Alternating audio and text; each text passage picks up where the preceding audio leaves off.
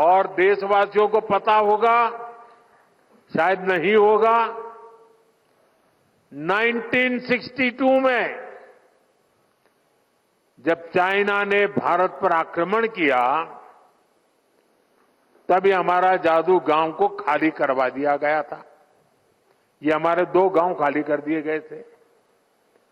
60-70 साल हो गए, लोग भूल गए। हम नहीं भूल सकते।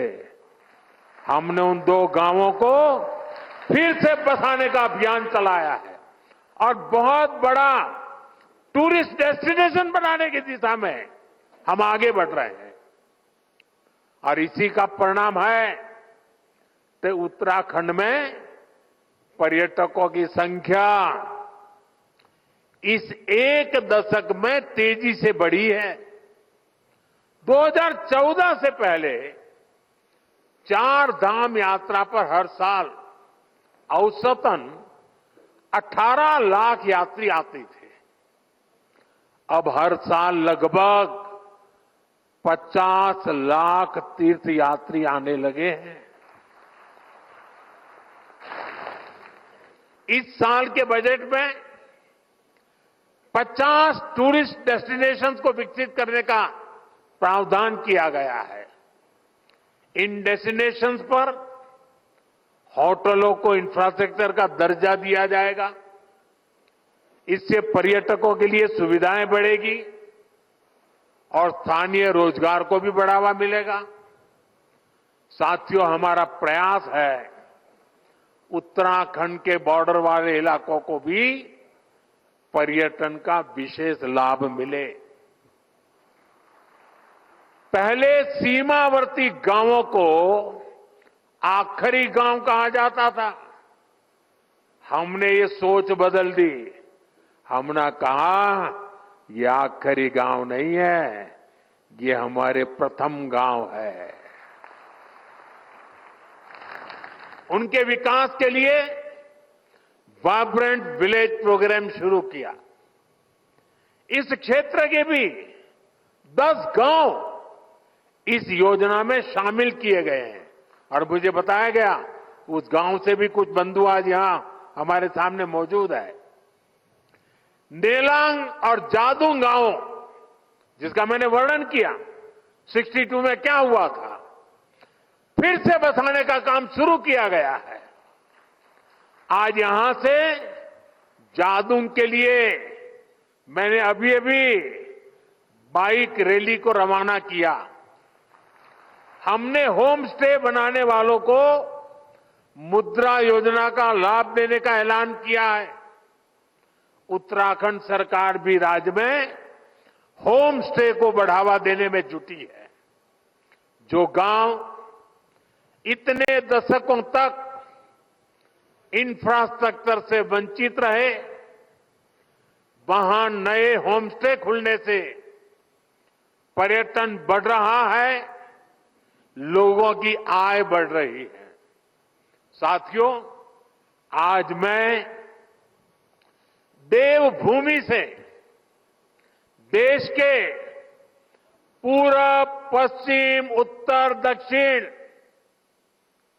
और मध्य भी हर कोने के लोगों से, खासकर युवा पीढ़ी से और मां गंगा के मायके से, इस पवित्र भूमि से देश की नौजवान पीढ़ी को विशेष रूप से आह्वान कर रहा हूं, आग्रह कर रहा हूं।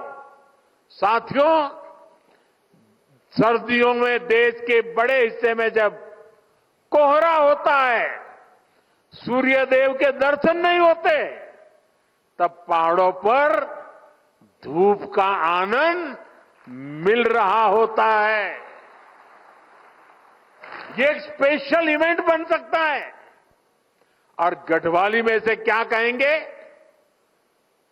घाम तापो पर्यटन।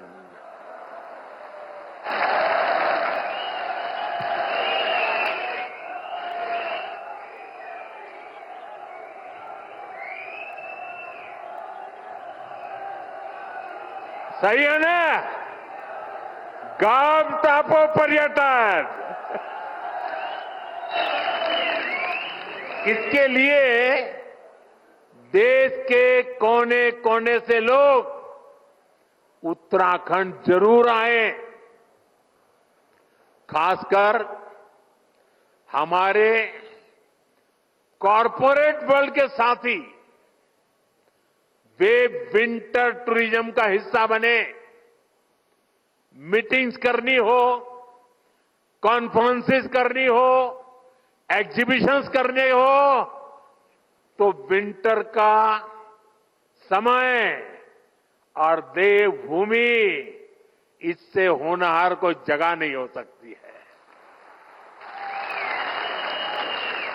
मैं कॉरपोरेट वर्ल्ड के बड़े महानुभावों से भी आग्रह करूंगा, वो अपने बड़े बड़े सेमिनार्स के लिए उत्तराखंड आए,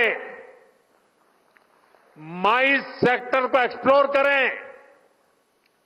यहां आकर लोग योग और आयुर्वेद के जरिए रिचार्ज और री एनर्जाइज भी हो सकते हैं। देश की यूनिवर्सिटी, प्राइवेट स्कूल्स और कॉलेज में मैं उन सब नौजवान साथियों से भी कहूंगा कि स्टूडेंट्स के विंटर ट्रिप के लिए आप उत्तराखंड को पसंद कीजिए। साथियों, हमारे यहां हजारों करोड़ की इकोनॉमी, वेडिंग इकोनॉमी है। शादियों में हजारों करोड़ रुपए का खर्च होता है, बहुत बड़ी इकोनॉमी है। मैंने आग्रह किया था, वेड इन इंडिया, हिंदुस्तान में शादी करो। आजकल लोग दुनिया के देशों में चले जाते हैं। यहां क्या कमी है भाई? पैसे यहां खर्च करो ना। और उत्तराखंड से बढ़िया क्या हो सकता है? मैं चाहूंगा कि सर्दियों में डेस्टिनेशन वेडिंग के लिए भी उत्तराखंड को देशवासी प्राथमिकता दें।